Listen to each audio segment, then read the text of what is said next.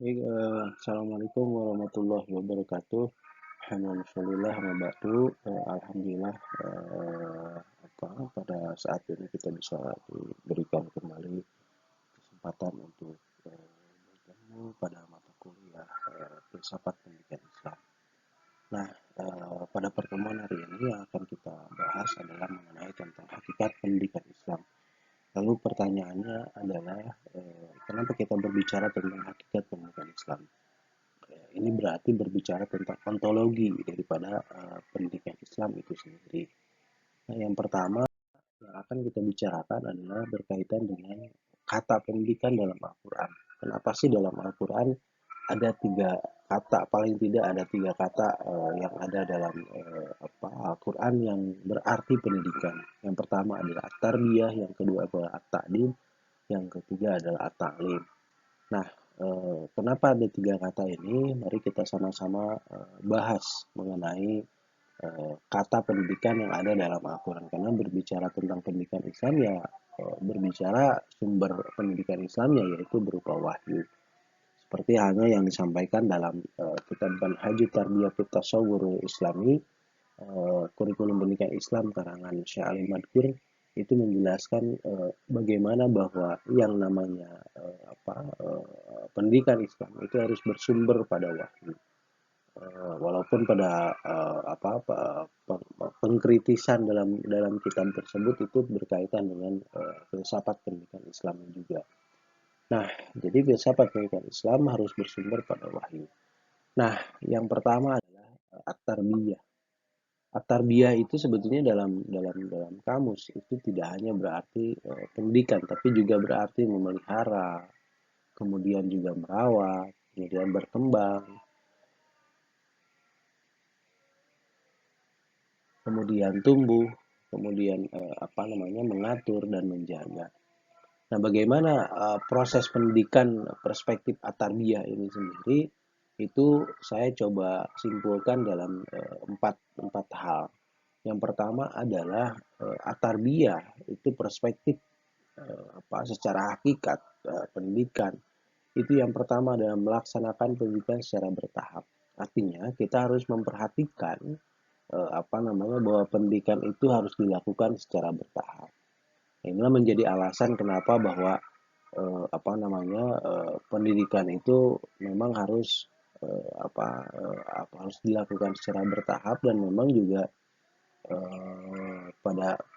pada gilirannya adalah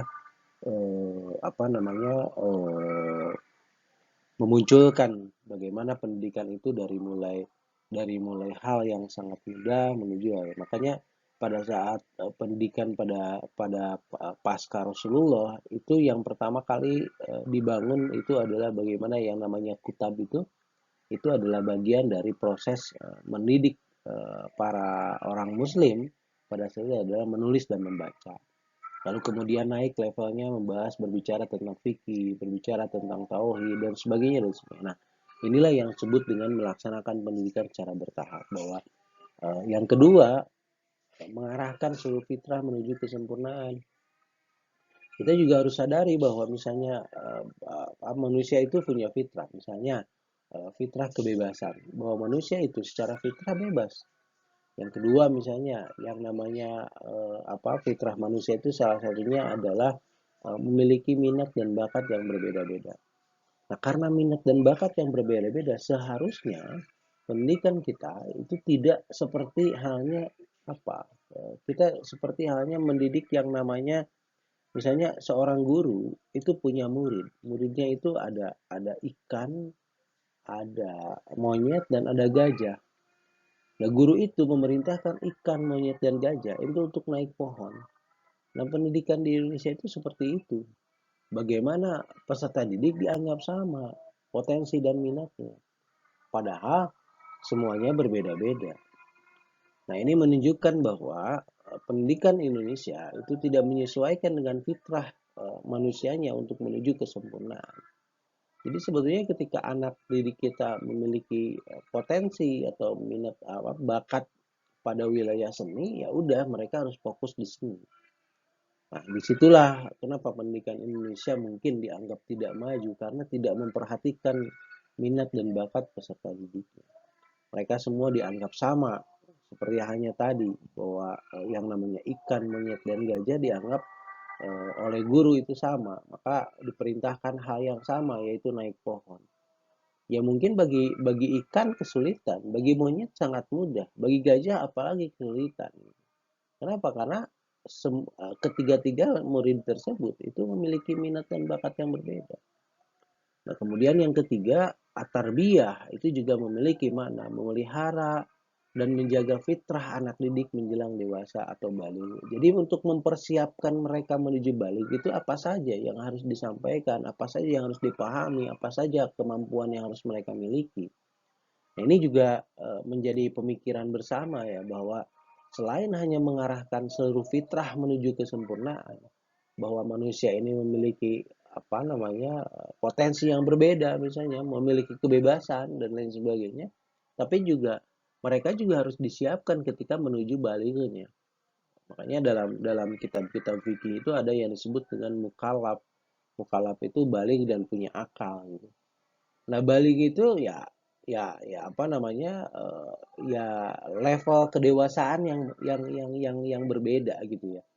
Level kedewasaan yang berbeda. Di situ sudah mulai ditetapkan hukum-hukum dalam fikih itu yang berbeda dan lain sebagainya. Kewajiban yang berbeda dan lain-lain. Nah, itu harus disiapkan. Maka pemeliharaan dan penjagaan fitrah peserta didik menjelang kedewasaan itu juga perlu perlu dibangun. Nah, sehingga kemudian muncullah yang keempat, yaitu mengembangkan seluruh potensi menuju kesempurnaan. Bahwa perspektif kesempurnaan kita itu juga harus diubah. Apa? Bahwa yang namanya manusia yang sempurna adalah manusia yang memiliki kemampuan semua mata pelajaran dia mampu. Nah, ini yang salah. Padahal tadi bahwa potensi dan atau minat dan bakat peserta didik itu berbeda-beda, sehingga seharusnya kita mengarahkan potensi dan minat bakat peserta didik itu. Maka misalnya ketika kita punya seorang anak, ada pertanyaan yang paling mendasar bahwa orang tua menginginkan anaknya menjadi A, orang tua menginginkan anaknya menjadi B. Padahal potensi anak kita itu berbeda. Dia mungkin bisa jadi tidak sama dengan potensi yang dimiliki oleh orang tuanya. Minat dan bakatnya juga bisa jadi berbeda dengan minat dan bakat orang tuanya. Katakanlah misalnya orang tuanya adalah misalnya seorang ilmuwan misalnya. Bisa jadi anaknya tidak. Bisa jadi anaknya senangnya olahraga, anak senangnya apa dan lain sebagainya, atau misalnya bakatnya pada wilayah seni dan lain sebagainya. Maka tugas orang tua itu hanya mengarahkan. Kalau misalnya dia punya bakat seni, ya udah sekolahnya sekolah seni, kursusnya kursus seni dan sebagainya. Nah, disitulah sebetulnya berarti seorang tua itu memahami minat dan bakat secara fitrah manusianya. Maka eh, saya sepakat dengan Profesor Ahmad Tafsir dalam bukunya Filsafat Pendidikan Islami. Beliau mengatakan bahwa bagaimana yang namanya pendidikan itu adalah memanusiakan manusia. Karena kita ini adalah membangun manusia.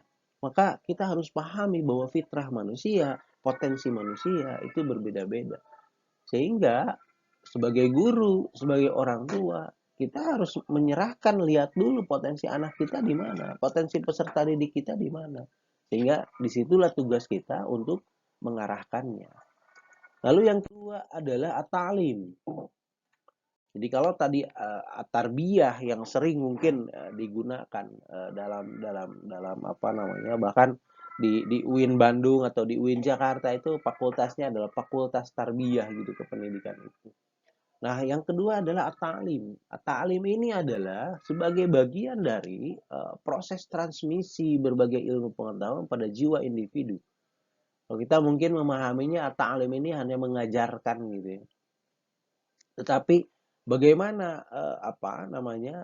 transmisi ilmu pengetahuan pada jiwa individu yang di situ tanpa adanya batasan dan ketentuan tertentu. Dan ini juga melainkan bahwa yang namanya kaum muslimin ini mengarahkan pada nilai-nilai pendidikan yang disebut dengan tazkiyatun nafs atau penyucian diri. Jadi ta'lim itu lebih cenderung bagaimana mengisi jiwa-jiwa manusia dengan ilmu pengetahuan yang di situ mengarahkan pada proses penyucian diri. Yang mana ya penyucian diri ya dari segala kotoran sebetulnya.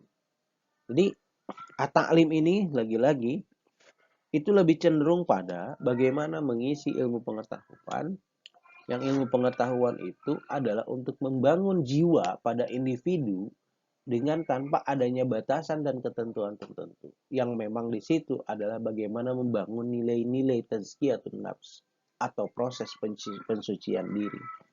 Sehingga kemungkinan-kemungkinan untuk menerima yang disebut hikmah atau kebijaksanaan serta mempelajari segala sesuatu itu bermanfaat untuk diketahui. Dia sadar bahwa oh banyak hal yang harus kita pahami, banyak hal yang harus kita pelajari dan lain sebagainya dan lain sebagainya. Nah, di sinilah maka proses-proses pendidikan perspektif at-ta'lim itu adalah lebih cenderung bagaimana mengajarkan pengetahuan yang dimasukkan pada jiwa-jiwa individu, mengajarkan dia untuk bagaimana nilai-nilai pembersihan atau penyucian diri. Itu namanya at-ta'lim. Nah, lalu kemudian yang ketiga itu at-ta'dib. Ini yang terakhir. At-ta'dib itu adalah proses mengenalkan secara berangsur-angsur itu ditanamkan pada diri manusia. Jadi pengenalan dan pengakuan yang secara berangsur-angsur ditanamkan pada diri manusia tentang apa?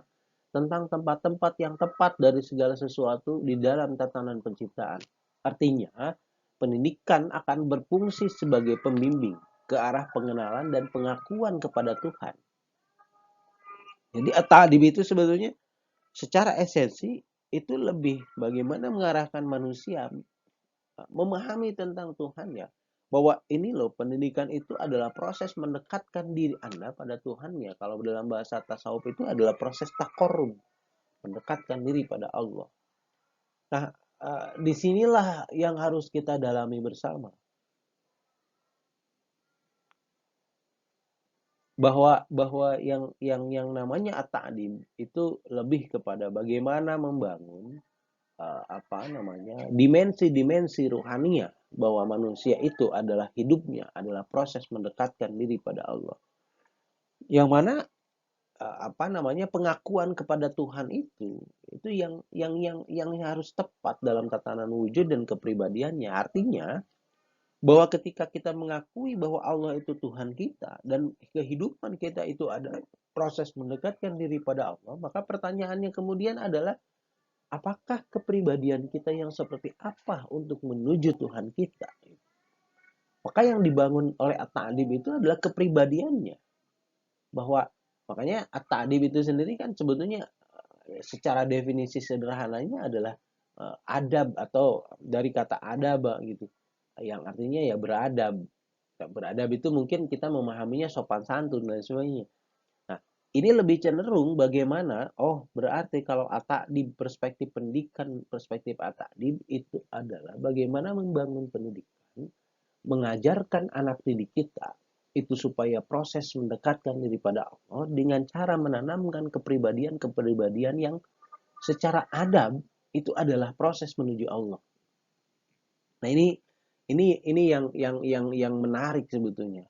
Kalau at-tarbiyah itu secara kumulatif, makanya kenapa pendidikan itu dalam jurusan-jurusan kuliah itu lebih cenderung disebutnya at-tarbiyah karena lebih komplit. Kalau at-ta'lim lebih cenderung bagaimana dia mengajarkan mengajarkan sesuatu tentang nilai-nilai tadi, tetapi nilai-nilai spiritual yang disebut dengan penyucian jiwa gitu ya, penyucian diri dan lain sebagainya. Tapi kalau at-ta'dib lebih cenderung bagaimana kepribadian manusia itu disiapkan menjadi kepribadian manusia yang siap untuk menuju Allah, untuk proses taqarrub mendekatkan diri pada Allah. Ini menarik teman-teman semua bahwa dan itulah hakikat pendidikan dalam pendidikan Islam. Jadi hakikat pendidikan Islam kita bisa pahami dari 3 kata ini salah satunya. Walaupun ketika berbicara filsafat Anda bisa saja menggali perspektif-perspektif lain di luar ini. Tapi yang menarik adalah ketika kita mengejawantahkan kata pendidikan yang ada dalam Al-Quran, salah satunya adalah ada tiga unsur kata ini. Yang pertama adalah at-tarbiyah, yang kedua adalah at-ta'lim, dan yang ketiga adalah at-ta'dib. Ini jadi menarik gitu. Apa yang menarik? Oh, kalau at-ta'dib perspektif filsafat pendidikan Islam, ya kita gali pemikirannya. Oh, salah satunya adalah bagaimana membangun manusia yang beradab, yang memiliki adab, yang memiliki kepribadian untuk proses takorub mendekatkan dirinya pada Allah. Tapi kalau at-ta'lim misalnya, kalau at-ta'lim lebih kepada bagaimana membangun manusia yang memiliki proses penyucian jiwa. Dia memiliki pengetahuan-pengetahuan yang dibangun, yang disampaikan untuk proses penyucian jiwanya.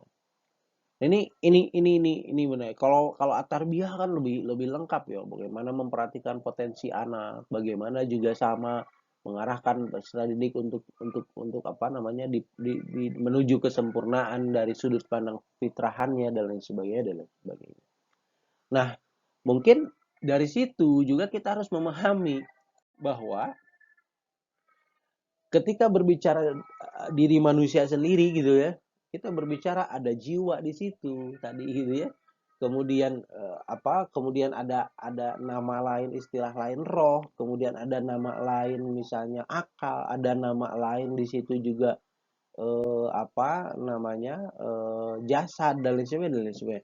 Di sudut pandang manusianya sendiri itu banyak didiskusikan. Nah, ketika berbicara roh, kita kan menganggap bahwa manusia ini digerakkan oleh apa sih? Ini berbicara filsafat kan begitu. Manusia ini digerakkan oleh apa sih? Ini kita berbicara metafisika.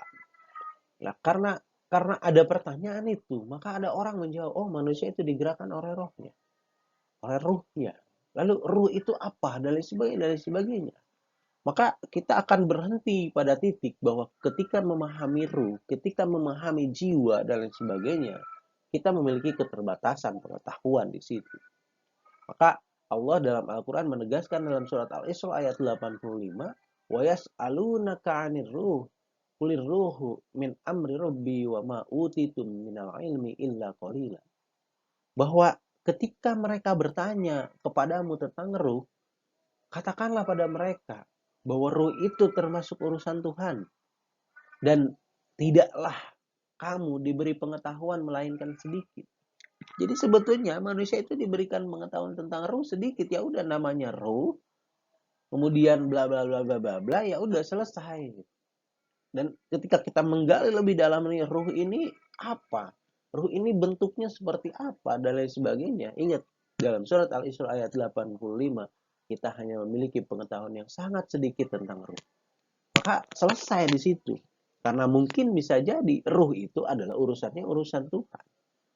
Gitu.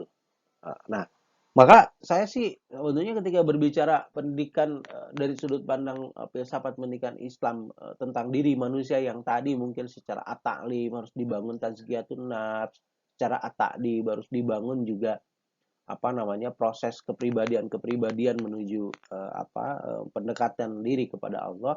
Maka saya simpulkan bahwa sebetulnya manusia itu ada ruh, ada jiwa, ada jasad, ada nyawa. Kemudian keempat hal ini kalau saya gambarkan bahwa setelah penciptaan jasad, the physical body, Allah itu menyiapkan ruhan itu. Dalam bahasa Inggris namanya soul. Ke dalam jasad. Jadi ketika Allah menciptakan physical body, kemudian meniupkan soul, meniupkan ruh ke dalam jasad, maka di situ lahir apa? Jiwa, spirit. Nah, spirit itu adalah energi antara panca indera dan perasaan dalam jasad. Sedangkan nyawa atau life itu adalah gabungan antara jiwa dan ruh. Kalau saya gambarkan, kita ini seperti laptop, seperti komputer. Nah, jasadnya itu ya monitor, keyboard, mouse, kemudian juga CPU secara jasadiah. Tetapi ruhnya, jiwanya itu adalah software. Komputer ini tidak akan bisa digunakan manakala softwarenya tidak ada. Tetapi softwarenya ada, jasadnya ada, tidak akan nyala. kalau CPU-nya tidak dinyalakan, CPU-nya tidak memiliki prosesor dan lain sebagainya, maka CPU itu disebutnya nyawa. Jadi secara hardware itu namanya jasad, kemudian software itu adalah jiwa, kemudian CPU itu adalah nyawa, dan ruhnya apa? Ruhnya itu adalah listriknya. Jadi komputer juga tidak akan nyala. Walaupun ada software, ada hardware gitu, ada jiwa, ada jasad, ada nyawa. Kalau ruhnya tidak dinyalakan. Maka secara keseluruhan manusia saya gambarkan pada tatanan komputer bahwa ruh itu adalah listriknya, jiwa itu adalah softwarenya, jasad itu adalah hardwarenya, dan nyawa itu adalah CPU-nya. Itu mungkin yang bisa saya sampaikan pada pertemuan hari ini, bahwa sekali lagi bahwa ada 3 kata yang paling tidak dalam Al-Quran berkaitan dengan pendidikan. Yang pertama adalah at-tarbiyah, yang kedua adalah at-ta'lim, dan yang ketiga adalah at-ta'lib. Yang ketiga-tiganya memiliki perbedaan dan persamaan dalam perspektif. At-ta'lim, at-tarbiyah itu lebih lengkap dibanding dengan at-ta'lim dan at-ta'lib. At-ta'lim lebih terfokus pada bagaimana membangun manusia yang memiliki pengetahuan untuk membangun dirinya menjadi manusia yang memiliki proses penyucian diri, proses penyucian jiwa dan lain sebagainya. At-ta'lib lebih cenderung bagaimana membangun kepribadian-kepribadian yang memiliki tatanan kepribadian yang dalam hal ini adalah proses mendekatkan diri kepada Allah. Itu saja, mudah-mudahan bermanfaat. Terima kasih. Billahi taufiq wal hidayah. Wassalamualaikum warahmatullahi wabarakatuh.